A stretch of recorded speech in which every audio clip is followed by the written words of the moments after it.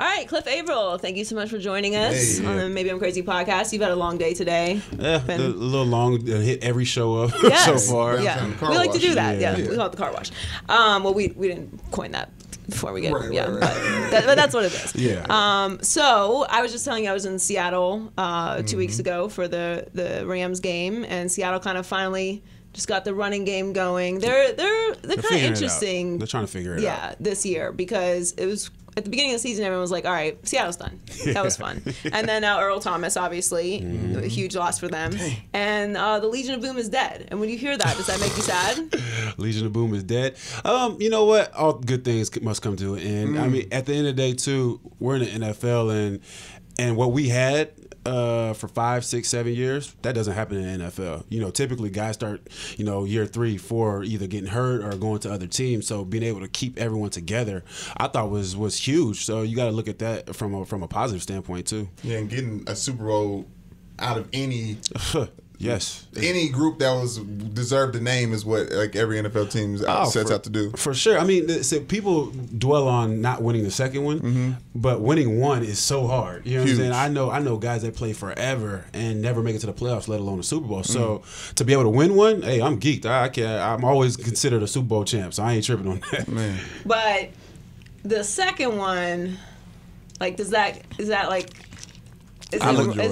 I mean, go ahead, spit it out. Because I don't like to revisit terrible moments, but everybody talks about it, and that's kind of set the spiral to where the Seahawks are now, Where the because NFL's at now. there's a lot of talk about the defense, and maybe you can confirm or deny some of this, being really kind of upset with the offense, particularly Pete Carroll. Did he, throw that because he didn't want Marshawn Lynch to be MVP? Like, there's a lot of things that happen off that second Super Bowl. Well, let me answer run. the first part of that. I always look at things half full, not half empty, because Amen. Because my career started off 0-16. You know what I'm saying? So to be able to win a Super Bowl, I'm fortunate. So I'm not. The Lions. Exactly. Yeah. Exactly. We'll get to that in a Only minute. player to do it, by the way, to go 0-16 and win a Super Bowl. So I look at things that way.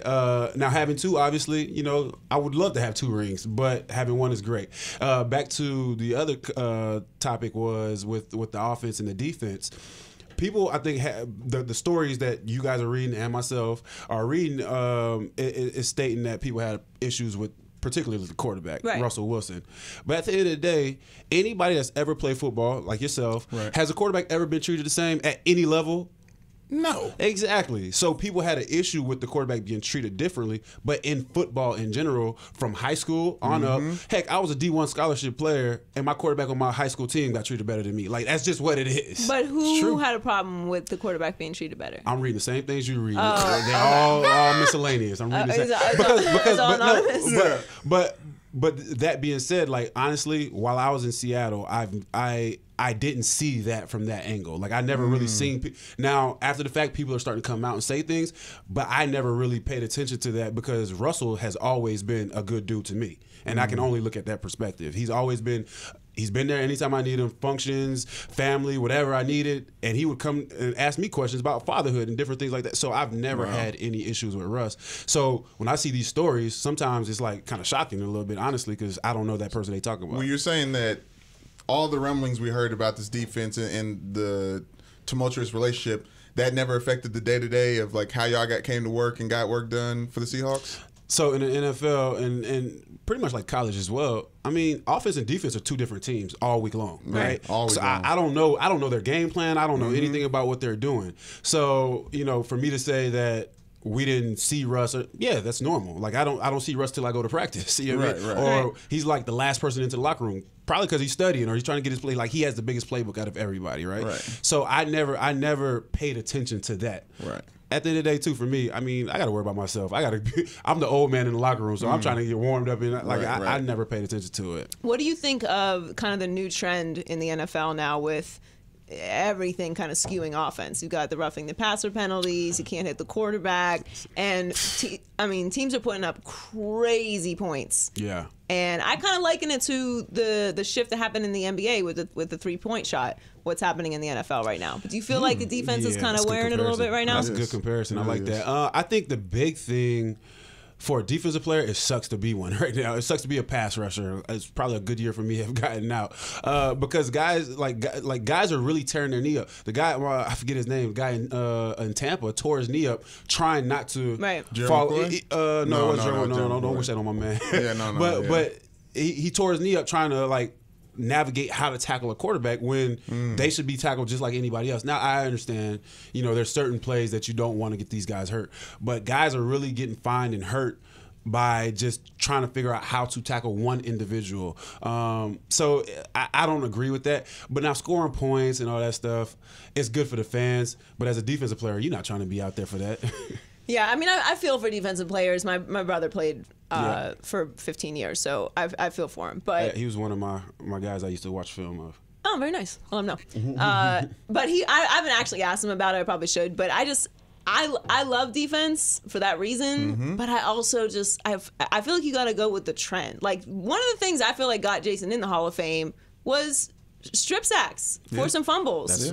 Like, he has the record for most amount returned for touchdowns. Like, to me, that's a more effective play. At first, the penalties are annoying. Anytime you have an overly penalized game, I'm out. I don't care about the refs. I don't want to see your face. I don't care who you are. I don't want every single play to be. You could call a penalty on every single play. You could call holding on every single play. You could call pass interference on every single play. So I don't like over penalizing players. But if this is the new wave, you have to evolve. You do have to evolve, but what I'm saying is, if we're talking about player safety, that's everybody. That's all 22 players. Well, look, not just one. Let's keep it real. All right. Yes, because they get paid. It's not really about player safety. It is about player safety, but y'all don't get lifetime health benefits. So not really. About player safety. I'm all in with you. What I'm saying is, what they're preaching is player safety. But they're preaching protect the most expensive person out there. Right. But they're also preaching player safety in implementing these rules to keep that going. But I'm pretty sure I saw Clay Matthews finish on CJ Beathard, Beathard at the end, and didn't get called. Right. There's plenty of helmet to helmets all week long that didn't get called. All these game calls and all these refs calls are all subjective. It's been subjective since you started playing football. So preaching that you're doing this to implement and make sure that players are safe is complete bullshit, because they don't even call the calls that are created to keep players safe. How many helmets have you seen that they haven't got called? Yeah, I mean, Ian Burfict just ran into Antonio Brown. Yeah. But see, helmet to helmet, if it's intentional, there's no room for that. But in all reality, if you're trying to hit with your shoulder pad, guess what else is going to get hit? Your head's going to hit too. And look, I'm with you. It's almost impossible to call, because if you're flying through the air, we watch things in slow motion. We have that ability, so it skews your mind. Right. The game is fucking fast. You can't change the direction of your body when you're flying through the air. So some of those calls are going to go the wrong way. And then as a defensive player, right? So anybody in here or whatever, if someone swings at you, you're going to flinch and you're going to duck. Right. That's just point blank. It's no different for a football player that's a wide receiver that catches the ball and he sees another person coming. Yeah, and he's going to brace himself. He braces himself, right? So as the defender that's coming in, you can't adjust how you about to hit this guy because you don't know where he's going. So that's a big part of why these calls are getting called. But it's so lopsided. It's only to protect the quarterbacks. It's only to protect the people that score a lot of points, in my opinion. Well, speaking of quarterbacks and scoring a lot of points, I feel like Drew Brees broke obviously the Boilermaker record. Yes. I'm assuming that's your guy. I feel like Aaron Rodgers is always compared to Tom Brady, and he doesn't get enough credit. Aaron Rodgers? No, Drew. I agree with you. I actually feel like the proper comparison is Drew Brees and Aaron Rodgers. Yes. And I think that Drew Brees is a better quarterback. Yeah, but also Drew Brees is also about 5 or 6 years older than him as well, right? I think this is year 16 for Brees. This might be 11, I think, or 12. Drew Brees is 39, so it's probably around. You think Aaron Rodgers is in a position to, with the team that's around him right now in Green Bay, you think he's in a position to even catch up to any of Drew Brees' records? No, not anytime soon. But now again, in 5 years, a lot of things can happen, right? These quarterbers are playing to their 40, 41. Right now, that's true. Right now, as it stands right now, I'm a Boilermaker, so yeah. Okay, there you go. You don't have to qualify it, because then it makes it seem like you're not really backing me up. You didn't really about that take life. No, but I mean, again, Drew has done a lot of great things, but at the end of the day, I agree with the comparison. Should be Drew and Aaron. Tom is by himself. Right. That just is what it is, right? Because, I mean, 5 Super Bowls, like, he's by himself. He solidified that. Two Super Bowls ago. I was like, Sunday night, he solidified that for me. Yeah. It's like, dude's not stopping. Oh, it took Sunday night. Well, I'm one of the guys trying to get him up out of here. I'm like, this is the year. He's dead. The Belichick, the reign is over. Guess what? He's never dead. Okay, until Tom Brady says out of his face, no one else's face, until Tom Brady makes the mouth sounds, says I am retired. Nah, his body's he's gonna not break done. down eventually. Eventually, he's But- gonna stop. But again, the way they protect him, the way they protect quarterbacks, they're the only players that can play till they're 40. Kickers. Right. And kickers, if you're fortunate. But everybody else, your career's over by 32 if you're fortunate. Well, yeah, but I mean that's just the nature of the game, though. Like That doesn't make it better. That doesn't make it right. That doesn't make it right. The other team on Sunday night, the Chiefs. So I picked the Rams and the Steelers to be in the Super Bowl at the beginning of the year, but the Chiefs are kind of ruining my take a little bit. And obviously they're gonna have You picked the who and the who? The Rams and Steelers. Okay. Steelers I'm not so sure about because they got some issues. But how bad is the Chiefs defense? Because it's so bad. It's what they're ranked last in the yes. In total defense, NFL. Yeah, that's pretty bad. And then to have this rookie quarterback, Mahomes, man, putting it all on his shoulder, all on his back, like to be able to do what he's been doing over the last 6 weeks is impressive. Mm-hmm. If he just had a little bit of help, this team can ride it all the way out. But I'm skeptical to see how he plays out towards the end of the season, once people start to figure out what kind of quarterback he really is and start trying to scheme him and really see what he can do. But their defense, they need some help. They need Justin Houston get healthy. Yeah. They need some guys to be able to get after quarterbacks. And if they can get that, I think the sky's the limit for that team. I can't trust them. You can't trust any team that doesn't have a defense. I can't trust the defense. Like obviously, I'm all in on the offense. Like. Of course, and I think they have the most weapons of anybody in the league. Yep. But Sunday night, to me, although I will say Sunday night to me wasn't. I'm not into moral victories, but I feel like it was. Don't say "but" after you say something. Then that means you believe what you just said. I know, but I just know. I know what you're saying.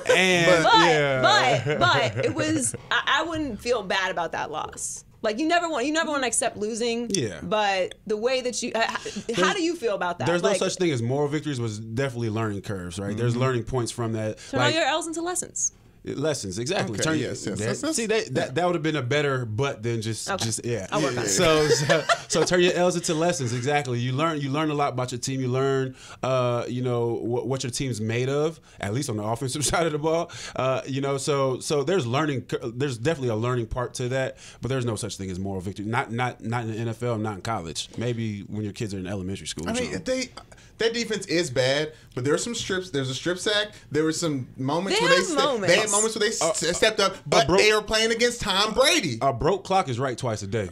I know, and I can't wait to have time. I'm just like, ooh, yeah, it's gonna be right. So, it's gonna be right I hope I see it when it's right. It's gonna be right so soon. Speaking of the Raiders. Yeah. Oh man. What do you make of that? Because we in the media love John Gruden because he's a just content machine. Yeah, for sure. But I feel bad for the Raiders fans. I just feel bad. I feel bad one because Marshawn is my guy. That's a good friend of mine, and I feel bad that he can't win them games for his city because he's literally all about. He came out of retirement just to play for his team, right? So I feel bad for him from that standpoint. I feel bad for some of the other players like Bruce Irvin because they're there to win football games. Now, when a new coach comes in, and I may have mentioned this earlier, when a new coach comes in, they want their players, right? Mm-hmm. Like I said earlier, I went 0-16. That coach came in, he revamped the whole team. He might have kept maybe 10 guys from the year before. So coaches want to do that. And in that process is growing pains. And unfortunately, the guys that have been there are going through that growing pain as Gruden tries to figure out what he wants to do with this team and what direction they want to go in. So, do you think there's some hope there? Because I know we all kind of live in the moment. Right now, today, no. I feel bad for Oakland. They're losing them. They're losing the Warriors, and they're about to go to Vegas. They're not losing the Warriors. Oh, okay. Like the Raiders, the Oakland is Okay. losing the Raiders. Okay. Like they're I'll moving let you say their that. arena. I'll let you say that. But look, no, Oakland is losing the Warriors. Okay, yes, they're going across the bridge, but they're going to a whole different fan base. Like those people on the other side of the bridge. Yeah. That's like the suburbs and the No, railroad track. they've been traveling. That's the suburb. that's the suburbs it's a different with place. the railroad tracks. The suburbs is on one side, the hood is on the other. That's basically what's going on but right there. The whole team is leaving the city, is what I mean. That's like, terrible. It's going to Vegas. It's bad. It's bad for Oakland. That's bad. It's It's bad for that whole us, city, though. man. That city, they don't have anything to root for, and that's such a. The Raiders have been bad for a long time, and guess what? They have a ton of hardcore fans that still come to their games. Yeah. So what do those Raiders people fans do? Are some of the best. Right. It's like one of the best fan bases in all of sports. Yeah. And you're talking about growing pains. Like, I was part of Notre Dame. I got there the year after they went 3-8, worst record in Notre Dame history. Brian Kelly came, revamped the program. Now they're 6-0. You know what I mean? Probably looking at a playoff berth. You know, but like I'm saying, like we had to take our lumps while I was there, so that they can be successful now. I like that you're claiming a Notre Dame today and not Ball State. Well, I claim Ball State. Ball State just won homecoming this weekend. We used to run through Ball State. Yeah, you run through Notre Dame. Have I beat? Ain't no running. Nah, y'all probably won some games though. You're right. No, you're right. We didn't. All right, speaking of it's all good. the Lions, are the Lions ever gonna like? I think they're cursed. So I'm a Dolphins fan. I grew up in Pittsburgh, so I root for the Steelers. But what I do Detroit is Browns. I root for the Dolphins until they get out of the playoff race, and then I just conveniently move over to the Steelers. Nice. I can move like that, But. Yeah. I do that with my college teams. I don't think. Yes, exactly. I don't think that the Dolphins are going to win Super Bowl as long as I'm alive. Oh man. And but evidence there's a so black far would quarterback. support that. There's a black president though. While you've been alive, so anything's possible. Anything is possible. Is that the correlation we're gonna use? Yeah. Like I feel like there'll be a woman president at some Before point. the Dolphins win. There hope will so. 100% be a female president before the Dolphins win a Super Bowl. Wow. I have no Can't wait. no fear about that. Yes, please put a poll of that on our Instagram page. I guarantee you, it's who's a goofball that's voting against that. But the Lions, the Lions are kind of one of those teams too. Like it's a legendary franchise, but they can't get right.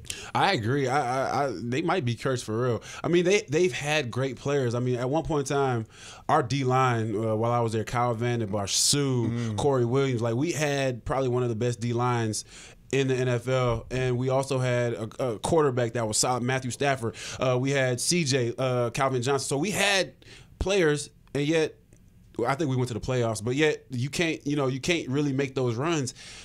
And it boils down to I just feel like they're cursed. I don't know. It's unfortunate because they've had great players, legendary players come through that organization, and they still can't figure it out for whatever reason. I don't know if it's coaching. I don't know. It's not personnel because they tend to get great players.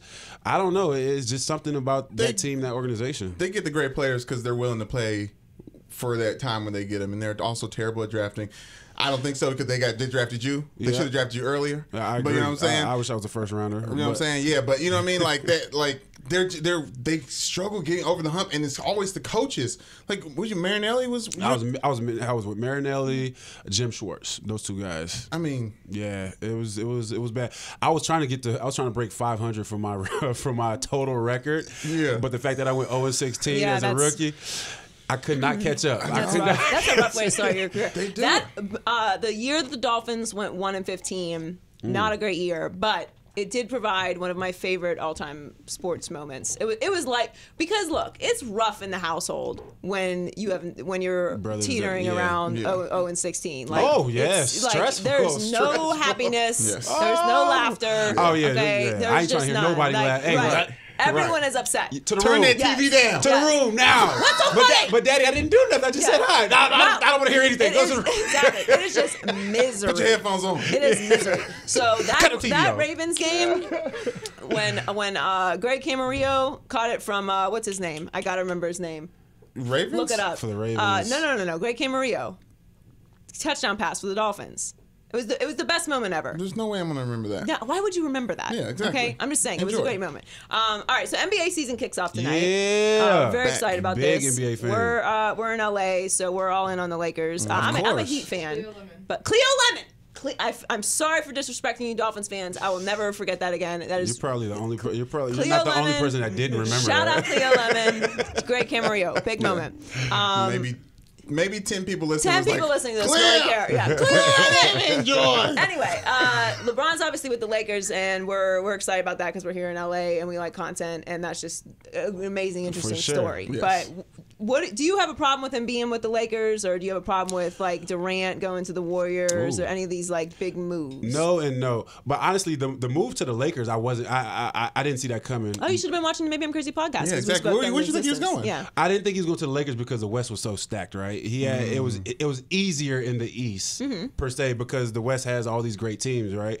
But him coming and joining the West, and if he can pull some wins off and actually get to the playoffs and make a run, like it's a no-brainer that he's obviously one of the best player right now to ever play. Well, one of the best players to ever play the game. Who's the best? Michael Jordan. Michael Jordan. What? No, why everybody get quiet? It's a debate within the pod. You see, the thing is, the young players are always going to say he was the best. No, but the thing is, like, he left. Who? Michael Jordan just he retired. He left the game. He had family issues. Bro. Family. Okay. His dad just passed, bro. Okay. His dad passed, so he tried to figure things out. Okay. Yeah, we're gonna hide behind that. It's a back and forth with each guest that comes on. Durability. Last week it was LeBron. This week it's Michael. I'm with you. You don't like LeBron? No, of course I love LeBron. The reason I love LeBron is because he is present.